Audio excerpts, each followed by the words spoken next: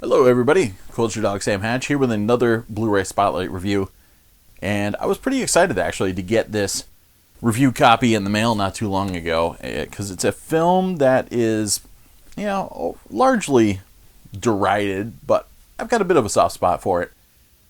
And it's one of those things that nobody's usually clamoring for a collector's edition for, except for the diehard fans. So when I see something like this crop up, I get excited, and it is from one of my favorite film directors, but it's one of his lesser revered works in his pantheon of films. But Village of the Damned, a John Carpenter film from 1995. So we're going to talk about this right now. So the mid-90s were an interesting period for John Carpenter. He had some stuff like, Memoirs of an Invisible Man, which is really, really underrated.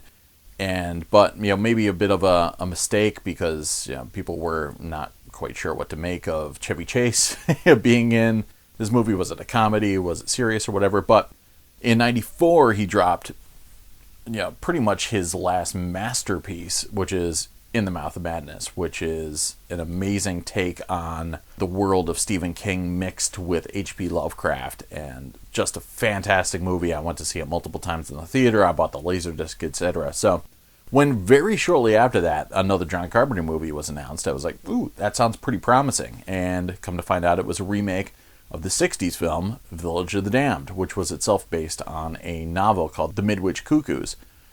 And if you think, well, it's just rehashed stuff, you think, all right, well, that kind of pedigree isn't bad in the hands of John Carpenter, because he had already done smashing work with that same template for The Thing, which was also based on a film that was based on a book. So there was no reason to expect the Village of the Damned remake to kind of peter out on impact. And that's what it did. I somehow missed it in theaters. I saw the bad reviews, and then I thought, all right, well, I'll still go check it out because it's John Carpenter. I totally owe him my money to go check something out. But something must have happened, or I was buying too many Laserdiscs or what have you, and I missed it. And I remember reading Video Watchdog in particular, just excoriating the film, tearing it to shreds, and saying how it made absolutely no sense, and the narrative structure was completely insane, and I really was expecting something like Richard Kelly's Southland Tales or something by the time I finally saw the film, even though Richard Kelly hadn't made any films at that point.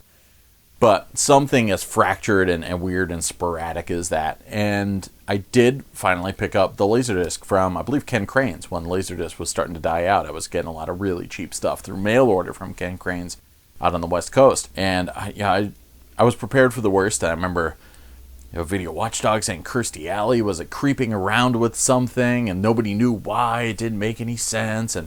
But yeah, Village of the Damned, it's got a pretty good cast. I mean, it's got Michael Pare in there in a bit of stunt casting. It's got Linda Kozlowski, hot off the Crocodile Dundee films. It's got Chris Reeve trying to make a comeback now that the Superman series had fizzled out.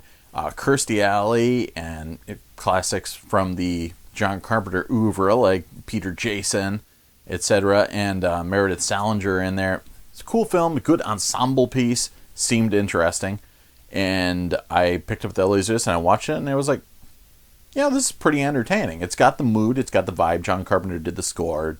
Dave Davies from the Kinks helped him out, and I guess that must have been what led to Daniel Davies, the son of Dave Davies, being John Carpenter's collaborator and kind of pseudo-son. And speaking of which, Lost Themes Part 2 is about to come out, so I'm looking forward to checking that out. I've heard a few tracks on YouTube already, and it was very good stuff. So yeah, it's got the John Carpenter score, it's got the vibe, etc. It's the type of film he would make. He transplanted the story from the UK to the Pacific Northwest, so it's got ties to The Fog, and The Fog itself had some structure issues and pacing issues, and that's kind of what The Village of the Damned had. It's the tale of this small town and pretty tightly knit community, and very shortly after the film begins, a strange occurrence happens that darkens the skies, and everybody in town passes out for a short period of time, and it's very mysterious, and the same sort of stuff you've seen in Under the Dome, etc. And shortly thereafter, everyone wakes back up, and the ladies are all pregnant, whether or not they actually had intercourse in time to be pregnant. And these births are gestating very quickly. So, something's not right. And shortly thereafter, the government gets involved and realizes that there's a lot of people that all got pregnant at the same time this mysterious occurrence went down. And if you'll just go ahead and have that baby, we'll give you a bunch of money. So everyone's like, yeah, woohoo.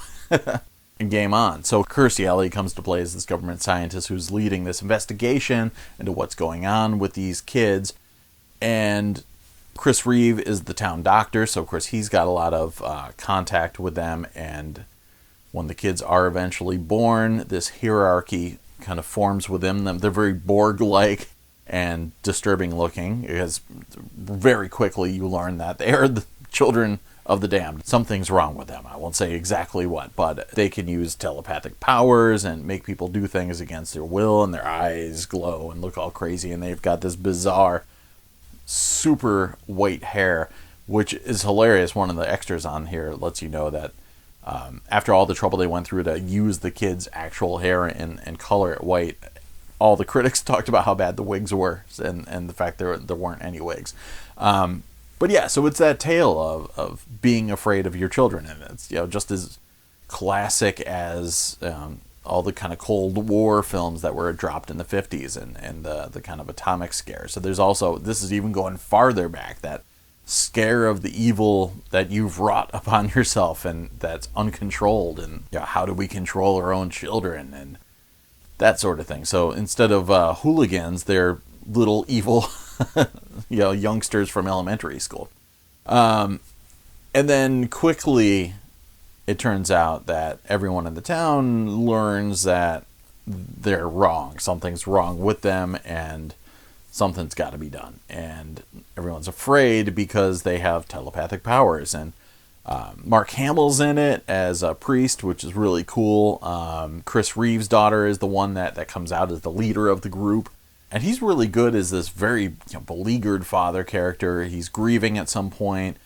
Things are turning horrible in his life, and nobody's getting love from their children. So it's very downbeat, and it's more depressing than it is scary.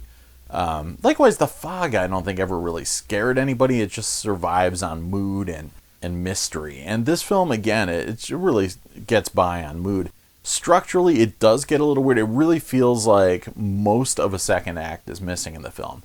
Probably would have made a good mini-series, because it establishes some of the characters of the town, but you don't get to really, really live with them. It would be cool if you had like another half an hour or something to live with these characters and really get a feel for them.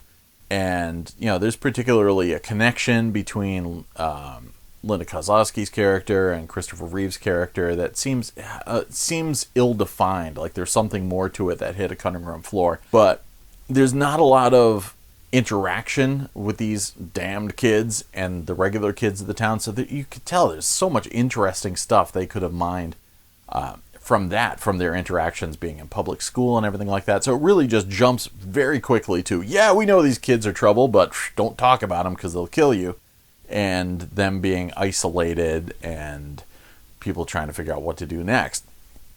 So it really seems like a good 20-minute chunk or something is missing out of the film. Other than that, the complaint from Video Watchdog about Kirstie Alley taking this thing, and it was clearly spelled out what she was taking, and it was a pretty huge plot point. It shows exactly what she's taking and how it impacts the people and what their knowledge about the children, etc. And towards the end, it does get relatively rollicking. There's some good fireworks going on, and a really cool showdown. I really liked the concept of the showdown, and I think Chris Reeve did a really good job. I mean, he looks horrible as the film progresses, and does a really good job at portraying that angst. Meanwhile, he was having a great time flying around, apparently left and right, and racing horses. This was right before his accident. So you can't really fault any of the actors. Everyone did a great job, but it is just kind of middle of the road Carpenter. It doesn't really shock. It doesn't deliver any major thrills, but there's nothing really that disappointing either. I mean, it's a pretty quick ride, and I enjoy it every time I watch it. It's just not in The Mouth of Madness or any of his earlier films. So I guess that's its biggest problem, is coming hot on the heels of In the Mouth of Madness. But I think it's a far better film than Ghosts of Mars, etc. So it's very cool having it on a Blu-ray, because I've got the DVD and I've got the Laserdisc, and well, we'll see how it stacks up. As usual, the internet was buzzing about this film before it dropped, because there have been some high-def copies available on digital streaming or cable systems, and also there have been some Blu-rays overseas, and people have had a lot of issues with the digital transfer. Thought there was a lot of DNR, a lot of waxy faces and that sort of thing. But I didn't have a problem with the video, really. It looks far better and far more detailed than both my Laserdisc and the DVD copy I had, that first DVD issue from Universal. And way more detail, even immediately during the opening segment. There is a bit of an anomaly during the opening credits. It's window boxed, because there's very tiny pillars on the left and right of the widescreen 2.35 or 2.40 to 1 frame. And for some reason, it's pillar boxed. And then, of course, with the letterboxing, it's completely window boxed for the length of the opening credits. So that's a little bit of a weird anomaly, and it wasn't on any other home video version I had. But again, the detail was jumping out at me, and the color was just really popping from the titles themselves. So I was already captivated. There is some edge enhancement and digital looking artifacting with a lot of the distant shots, and that's the thing about John Carpenter, is he's very aggressive with his use of the Panavision frame. And he's not afraid to have a complete lack of close-ups for a bulk of the film's running time. He's very interested in having different characters all spread apart on the frame. So then you've got a lot of detail issues on Laserdisc or lesser resolution viewing medium. So that's what was cool about the Blu-ray, is you had some detail to that stuff. But again, for those long shots, you did get to see some ringing edges and some edge enhancement that made the overall presentation look a little digital. So it is far, far, far more detailed. The colors were very good. I had no problem with that. I mean, a lot of the film is very earth tones, etc. But there are some moments where the colors really pop, and some of the imaginative kind of sequences in the characters' minds, etc., are very vivid color-wise. But the close-ups are, they're very, very good detail in the clothing and the little strands of hair, etc. Yeah, I was really impressed with a lot of the close-ups. So the video presentation for a film of this ilk is perfectly fine for me. So my problem was with something else. So the film is in DTS HD Master Audio. It's got a 5.1 track and a 2.0 track. And right off the bat, I was thinking, I don't remember this weird warbly effect. The film opens with this very aggressive sonic field representing this mysterious force sweeping over the town of Midwich. And there's also the Universal opening titles, etc., mixing in with all this. And I just kept hearing this weird warbling, kind of phasing sound. And I'm like, well, that's really strange. And then I realized shortly thereafter that, it was throughout the film, like someone had hooked up the audio to a phaser pedal or something like that. But it was really affecting the higher register stuff. So the bass was pretty impressive and really, really kicked down low from time to time. The 5.1 mix itself was massively enveloping and really active in the surrounds, etc. But my only problem is that the dialogue was distant at times, so I had to really keep adjusting the volume overall versus the loudness of the explosions, etc., versus the quiet dialogue pieces. So there was something with the dynamic range, but again, it almost felt like things were presented out of phase in this 5.1 mix. And cars driving by, that sort of thing, with a higher timbre, it sounded like they were driving around in a plastic bucket, or some Foley effects sounded like they were in a cardboard tube. Just weird and compressed and filtered and bizarre sounding. And so while there was this low bass presence, there was a lack of a real proper mid-range, and it just didn't have a good, warm overall feel to the film. And then whenever something happened, like an explosion, it sounded really like something out of an old TV set. So something was amiss here, and I'm not sure what. I flipped over to the 2.0 track, and that sounded fine. No problems with the dialogue. Everything sounded well balanced. The sound effects sounded natural. Car doors slamming sounded natural. So it was something with this 5.1 mix. I'm not sure what it is. For comparison, I also threw on my old DVD, which again sounded fine. So that's my only caveat with this. Is I'm actually okay with the video, but the 5.1 surround on here, I can't actively listen to it. So I'll probably jump back to the 2.0. So I'm hoping to find out what the case is. Maybe it's just a weird pressing, some sort of defect, etc. Maybe there'll be another batch coming out. So I'll report back if I find out more on that. But it is a collector's edition, and special features are where it's at. It does have the slipcover. I'm actually not a fan of the Milliner artwork there, especially Mara's face there. It looks a little weird and crushed, and I don't know. It just doesn't really do it for me. I'm a huge fan, however, of the original poster art, and I'm very glad that even though my copy's a review copy, so it's got a punch on it, but it is on the inside, so you can flip the interior insert around and show the original poster art. But sometimes with the collector's edition, there's a few like short featurettes, that sort of thing, and a few interviews with a few like some minor character actors, etc. But this thing really surprised me. There's a cool documentary called "It Takes a Village: The Making of Village of the Damned," but it's got interviews with just about everybody. It's got Sandy King, it's got John Carpenter, it's got Peter Jason, it's got Michael Pare, Meredith Salinger, Cody Dorkin, Karen Kahn, and some of the kids, including Lindsay Hahn and Thomas Dekker, of course, being the main two star kids of the film, so they get a lot of interesting screen time in this documentary. And it's cool. The kids, you could tell, had a blast making the film. And Lindsay Hahn's quite the character. Thomas Dekker is a little bit too. And John Carpenter is, seems really just pragmatic about the whole experience.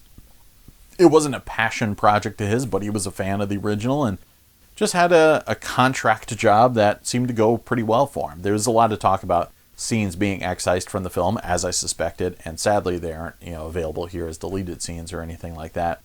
So there is theoretically a better version out there. But Carpenter didn't even really have a problem that Universal this time again wanted to trim the film or keep it short, which is something that Universal is notorious for doing, or definitely were from the 80s and 90s. Peter Jason, however, seems to hold more of a grudge in that regard. But the breadth of interviews is very, very cool. Just about everybody's involved. Of course, they can't get Mark Hamill, and obviously Christopher Reeve isn't able to take part in it. But very cool. It's about an hour long and really insightful. It's one of those things halfway through, you're like, oh man, I wish this was just a half hour longer. And then you find out it is, and you're like, yeah. So that alone made it worth checking out. Then there's another Horrors Hallowed Grounds segment with Sean Clark digging around all the locations in the Pacific Northwest where they filmed.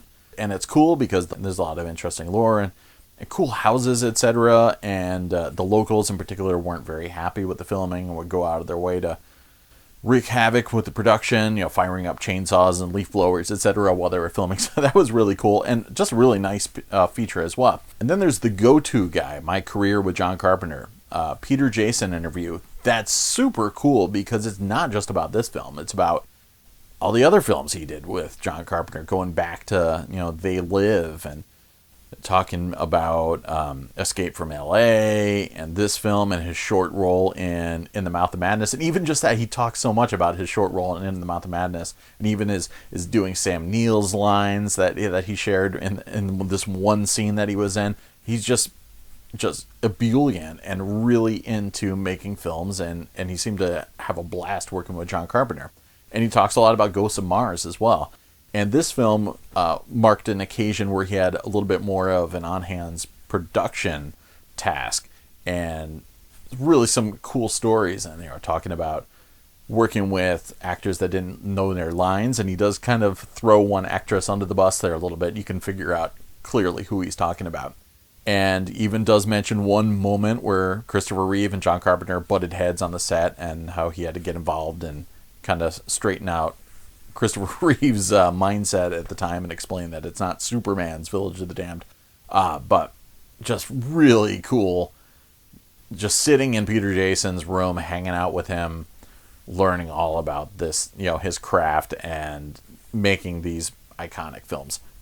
Awesome stuff. So, a complete win on the special features. Then, of course, there's still gallery stuff, theatrical trailer, and some cool archival interview stuff from the mid-90s. So, you do get some interviews with Chris Reeve, and there's some Kirstie Alley stuff in there as well. So, and those were on some of the earlier incarnations on DVD, etc. But special features, this thing is awesome. It's really a cool collector's edition and fascinating. At least 2-3 hours worth of stuff for you to watch on top of the film itself. So I would buy this just for that section of special features alone. It was really cool, and for a John Carpenter fan, it was super awesome hearing that. The only thing missing would be maybe something about the music, the collaboration with Dave Davies, etc., or a sweet commentary track or something like that. But I can't complain. So yeah, looking forward to finding out what happens with the audio, if there is a corrected copy coming, or if I'm just the only guy that noticed this stuff. So we shall find out. But yeah, Village of the Damned. Let me know what you think of it. I know it's obviously not one of Carpenter's more lauded films, but maybe it's a guilty pleasure for you as well. So talk to you guys later, and hope you had a good time. Cheers. Peace.